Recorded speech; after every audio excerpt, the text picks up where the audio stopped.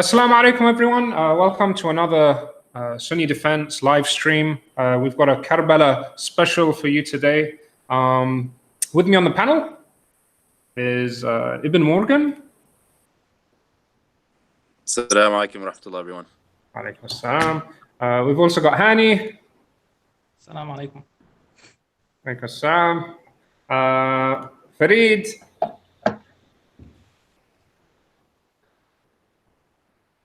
You're on mute, mate. Ricky Era. Okay, my bad. Assalamu alaikum, guys. I appreciate not having witty remarks for every single person you introduce. So that's nice. It's a nice change.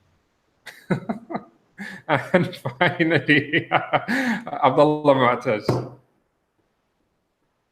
Hey, folks. Okay, let's. He has to redo that. That was not an Islamic greeting. So Yeah, for real, man. For real, Hani. It doesn't count. Assalamu alaikum wa rahmatullahi wa barakatuh, ikhwa. Is that better? That's passable. That is passable. That's What about akhawat? And akhawat. Akhawat. Right. We've got a lot of questions. I've been sent questions. Well, I've gathered questions through various platforms. So some people have sent me private messages on Twitter. They replied to comments. I've taken a bunch of questions that were commented on the video, on the Karbala video, Farid's video. As expected, it's doing really, really well. Right now, it's just about hit 17,000 views, which is a lot for a small channel like us. I mean, we've got what? Less than 9,000 subscribers. So yeah, it's doing great, mashallah. Quite a controversial video, I must say. Farid put doubts on a lot of the things that Shias and even Sunnis have learned about the Karbala narrative. So we're going to be getting into that. People had a lot of questions. What I'm going to do is I'm going to try and screen share some of the questions. All right. Can you guys see this? Just give me a thumbs up if you can. I'm talking about the people on the panel. Okay, you can. Okay, so this first question is from someone from Spanish Squad, Millat Ibrahim. May Allah bless you, bro. Okay, so I've got a question for Farid for the upcoming Karbala live stream. Is there a report that some of the soldiers from the opposing side who joined Hussein, I'm guessing he means, is there a report that the people who joined Hussein, is that report authentic? And then there's a follow-up question saying, also, what about when it was time for Salah? I've read somewhere that everyone prayed behind Hussein. Is that true? Farid, feel free to jump in. All right. So, yes, we have at least one case of someone from the army of Ubaydullah bin Ziyad joining, and it was Al-Hur bin Yazid. So yes, that is authentic. That's in Tarikh al-Tabari. As for the second part of the question of people praying behind Yazid, enemies, people praying behind Hussein, the enemies of Hussein praying behind Hussein, I've never come across anything authentic that says that. So, well, okay. Allahu A'lam, I don't think so. We lost Hani for a second. He's back now. Yeah. Hani, did you get that question? I did get the question. Got disconnected. It's. I'm sure Farid said that there's no evidence for it except for that one case. So that phenomenon was kind of there, but I don't think the opposition prayed behind Hussein alayhi salam. That sounds a bit over dramatic, as if it's made up to me, and I'm sure there's no authentic chain for it. Allah. Okay. Let me pull up the next one. Okay, so many of the questions were centered around this. So it was about the aftermath. What exactly happened? How much do we know? What are the authentic narrations about what happened to the family of the Prophet ﷺ when they went to Sham? What was Yazid's reaction and how did he deal with them? And that was a question by M.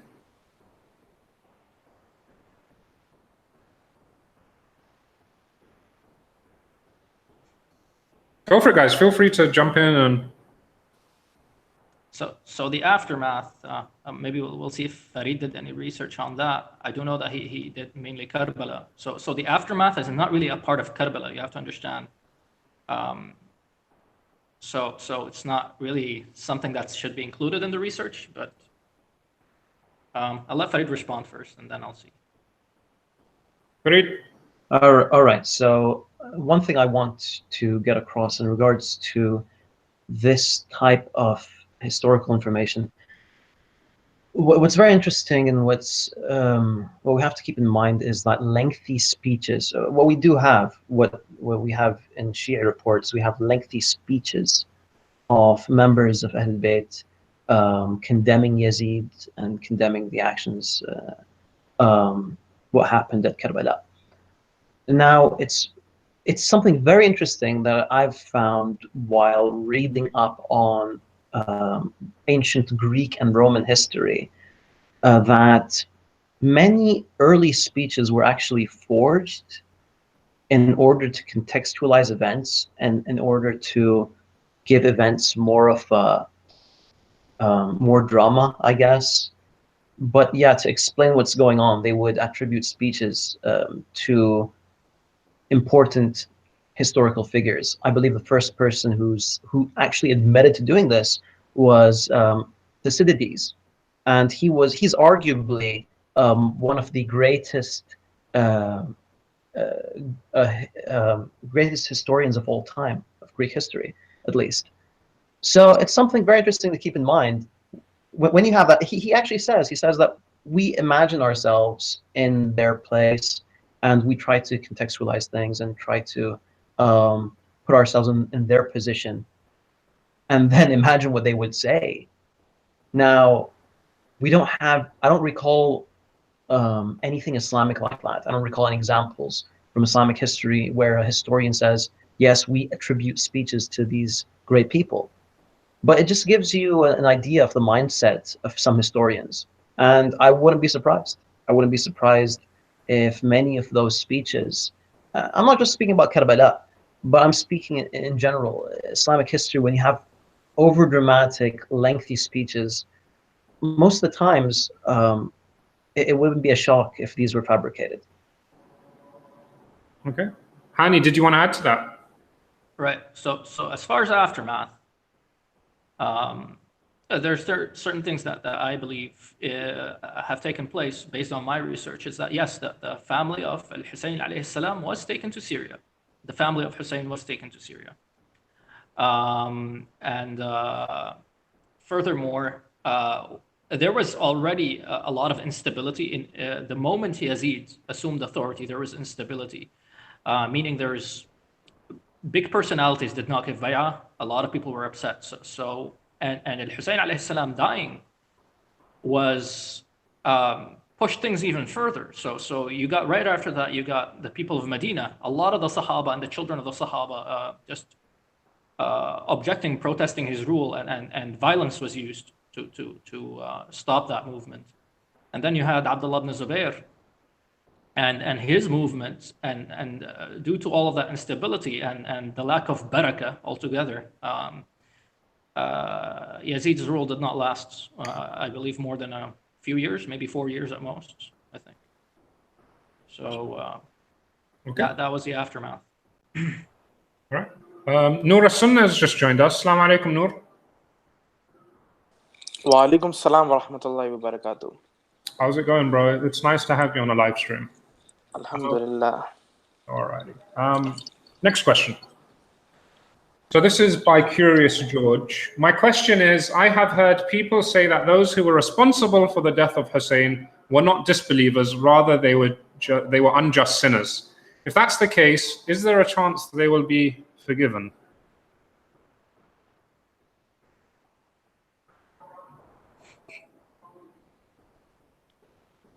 Go on, Hani. That's a question you ask God. If they will be forgiven or not is not up to me to say. Obviously, everything is by Is there a chance? Is there a chance? If they were Muslim, is there a chance? I mean, people making takfir on the. First of all, the killers. He means by the killers everybody who participated. So not just the killer, which is just one person. The killer is one person. he means the entire army that moved. And I hope he doesn't mean everybody in general, even people who gave Yazid bay'ah and all that. I don't know how much you'd like to expand on the word killers here. But at least as far as the army, we believe they are sinners. Some of them, I'm sure for a fact, had no clue what they were doing. And some of them were malicious individuals, evil individuals. Here we mentioned notably Shamr bin the Jawshan. And these people, I don't see them being forgiven, even though God is, infinitely merciful. So I don't know about Allahu Alam about that part.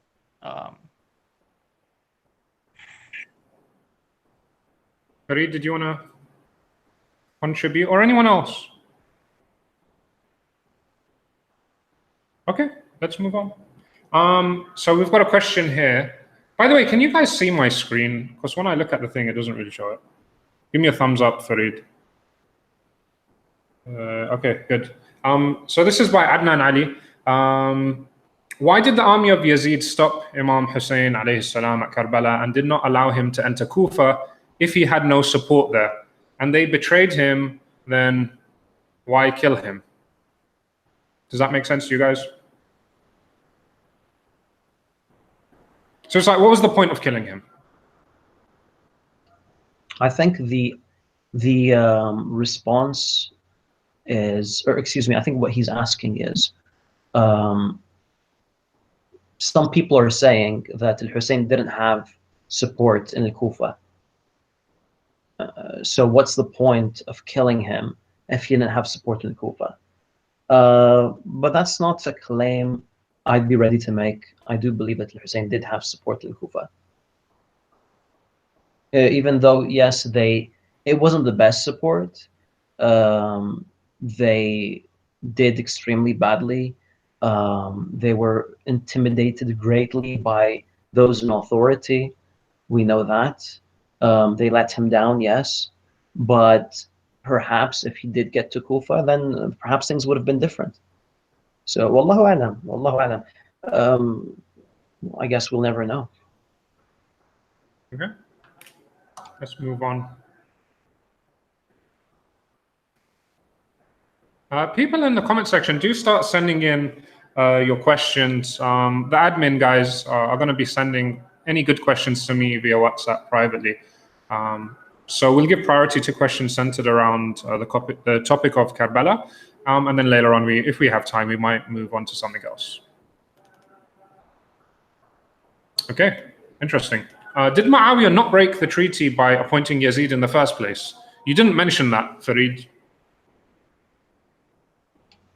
Okay, so we have to, the first question that we need to ask ourselves is, what is the treaty between Muawiyah and Al-Hassan? Was there a treaty? Yes, there was some sort of agreement. Do we know the details of that treaty? There are many variations.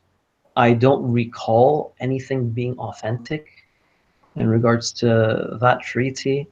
It seems I can't really say. I can't really say that. The common view is that Muawiyah said, after I die, Al-Hassan will be the Khalifa. That's the common view.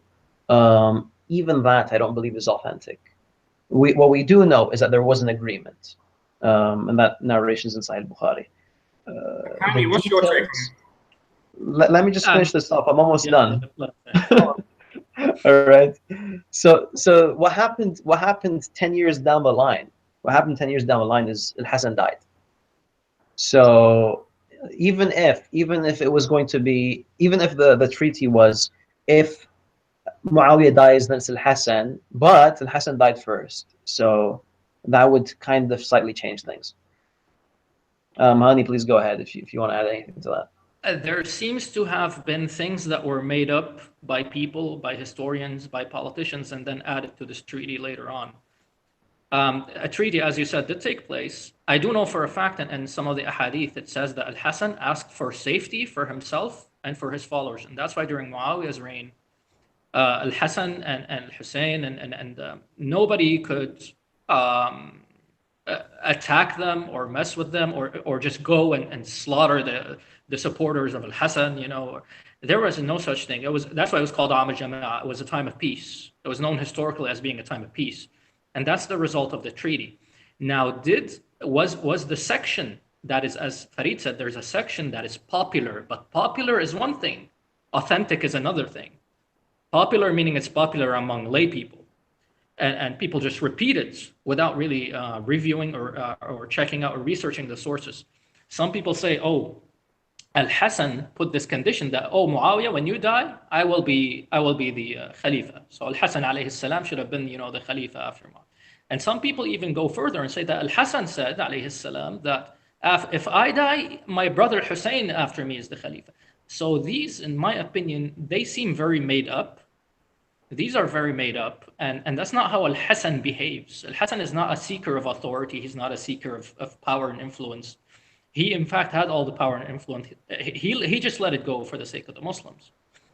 And so, let alone appointing his brother after him. I mean, the whole issue was returning the matter back to the tradition of the rightly guided Khulafa, which is to have some sort of shura, which is to have the Muhajirin, you know, put their opinions, and the Ansar put their opinions, not somebody just taking it and giving it to their sons.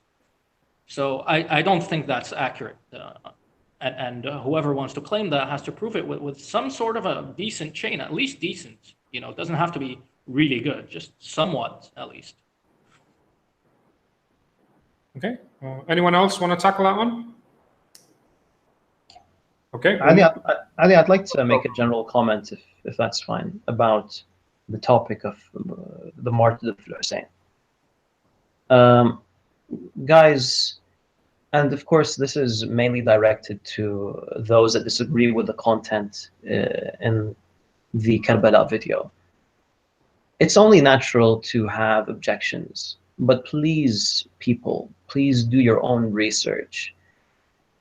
Avoid taking your ilm from the pulpits. Pick up a book. A lot of people love Al-Hussein. We all love Al-Hussein. But how many of us have really took some of our time to sit down and go through a classical work that discusses the martyrdom of Al-Hussein? And it's the vast majority of us have not done that.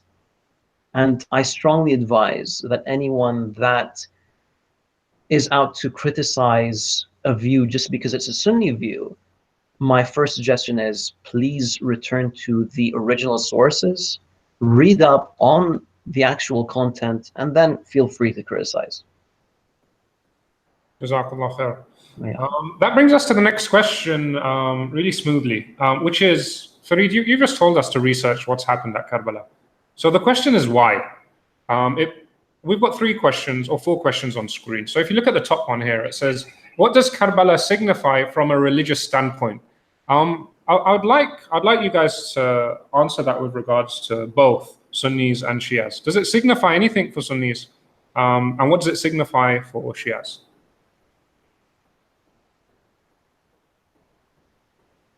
I'll pass it on to whoever wants to answer it. Anyone want to tackle that? Honey, go for it. Okay, let's see. Signify from a religious point of view. Well, I would say it signifies an honorable stance, a stand for justice, a stand for tradition, a stand for preserving religious tradition, and an opposition to an innovation, which is handing the Khilafah to your son. So the system of monarchy, which at that point was an innovation. That was not supposed to be the system. That's, I don't know, that's what I would say it signifies from a religious perspective. Okay, so you've answered the second question there, which was Yazid's appointment legislated? Was it lawful from the standpoint of Islamic law? It is. It is. It was just not the tradition. So the tradition was not to appoint your son. There's nothing in Islam, there's no hadith that says it's haram to appoint your son. So if the answer to that question were to be no, then we'd have to find some sort of text either in the Quran or the Sunnah saying you can't appoint your son, or a person's son can't come after him. There isn't. It's just that the tradition was, shura, especially like Ali ibn Abi Talib says in Nahj al-Balagha, al-Muhajirun and the Ansar, which are the people who are most loyal to Islam. And everybody agrees on them. Ahl al-Hilm wal-Aqd, as you say, right? So those are the people who were supposed to weigh in. So what happened is that the people of Syria at the time, I think, unanimously pushed for Yazid, and they convinced Muawiyah to appoint Yazid. Not something related to the Muhajirun and the Ansar, Allahu Alam. And that's why a lot of big personalities get upset. Abdullah ibn Umar. I mean, think about it. If Abdullah ibn Umar, Abdurrahman bin Abu Bakr, Abdullah ibn Zubair, Hussein bin Ali, all of the major figures, I mean, there's no one higher than these guys. And you can tell by reading historical narrative that these guys were not satisfied with the decision. And if it were up to them, none of them would choose Yazid.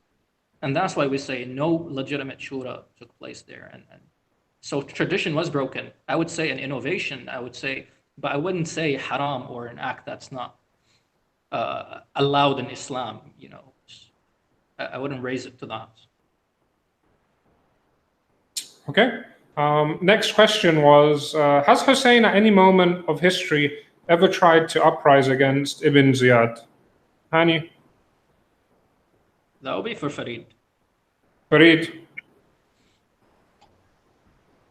I'm going to try to answer this, and at the same time, I'd like to share my thoughts on what Hani just said. Hani was saying that a lot of Hani, and do correct me if I'm wrong, but it seems that one of Hussein's reasons for rebelling was that it was handed down to Yazid. Is that correct? I would say that's a part of it, but it's mainly because he thought he was more worthy. Wallahu alam. Okay. I personally disagree. I don't believe that that was the reason. I don't believe that it was because of that. I do believe, as I mentioned in the lecture, that he was forced to give bay'ah, and he didn't want to give bay'ah. It wasn't even going to be a rebellion, but he was just forced out of Medina, and then he was forced out of Mecca. In both cases, in both times, he feared for his life, and that's why he made the move. So I don't believe that he intended to rebel at first. And I don't think there's any evidence of him ever, focusing on Ubaydullah bin Ziyad. If anything, it would be against Yazid, but nothing specifically about Ubaydullah bin Ziyad. Ubaydullah bin Ziyad was just, in Kufa, and that's what caused what happened, basically. Okay. Next question. Which are the most hilarious points in where the Shia version is wrong? Farid, I guess it's talking about the two versions attributed to Abi Makhnaf. You gave a few examples of differences in the narration, some exaggerations in the latter. Are there any others that you didn't speak about? Yeah. Muslim bin Aqil. Yalla, go ahead. Okay, so Muslim bin Aqil, according to Ahl Sunnah, they found him at the home of someone from Kinda, I believe, and then he was arrested and he was taken away. In Abu Makhnaf's report, he fought valiantly and then was taken away. In the second version, the late version, the one that was written in the 9th or 10th century, and also called Maqtal Hussein by Abi Makhnaf, in that one, he fights 500 people and completely wipes them out. And then I think it was Ibn al-Ash'ath sent to Ubaydullah bin Ziyad asking for reinforcements. He gets another 500 people, and Muslim bin Aqil destroys them as well. And then تسمو الحياة مفلح من سار فيه إنه نهج الإله إنه القرآن نور وبه تسمو الحياة Who is that? إنه نهج الإله. Okay. Apologies for that. I ejected him, whoever he was. That's weird. Is our link available, Ali? In any case? No, it's just in our group. Weird one. Sorry, Farid. Continue. Okay, that worries me. That's good music. I completely. Okay. In any case, you were saying that he wiped out the second 500 people. Yeah. That were So he sent goes- as reinforcements. So so far he single-handedly defeated 1,000 Yes. so far. Yes. Yeah, So then what happened? he goes back to Ubaydullah bin Ziyad, and Ubaydullah bin Ziyad says to him, if this is Muslim bin Aqil, if this is the cousin of Hussein giving you this much trouble, then what is Hussein going to do to you when he finally gets here? So he sends 500 people again, and they dig a ditch or something, and they cover it up, and Muslim bin Aqil falls into the ditch, and he's taken away. So as we can see, it's a gross exaggeration of what originally happened in the first version of Abu Makhnaf's report, and Allah Musta'an. It's sad. It's sad that this is happening, and that this happened, and these stories are becoming popularized, and they've seeped through the Matams and Husseiniyads, and if they stuck to the original report, at least it would be more believable. So they finally catch him by digging a hole, right? Yeah. He defeats 1,000 people, and then 500 more come, and they're about to be defeated, and so their idea is to dig a hole. Yeah. He falls in the hole and he gets captured. Pretty much. Amazing. This is very strange. And this is their reliable book, right? This is the book they rely on for Karbala, as this book, the later one by Abu Makhnaf. Yep.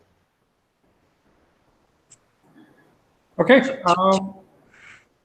I was just gonna say, but when you're objecting to these stories that are ridiculous and make no sense, and no one with common sense would even accept anything like this, we're getting accusations of being, hypocrites. We're getting accusations of being Wahhabis. We're getting accusations for rejecting stories like this, and I think that's quite a problem. I think these people, they need to maybe take some pills or something. Just calm down. Right. This is by Faraz, Spanish Squad, at Faraz, #1 fan, TSD. MashaAllah, what a name. He sent me a bunch of questions, as usual. Let's start with his third question. It's how could the Imami Shias believe that the infallible Imams weren't able to defend themselves and their families? Surely, according to them, the infallible Imams knew the future. They knew the future and had supernatural powers.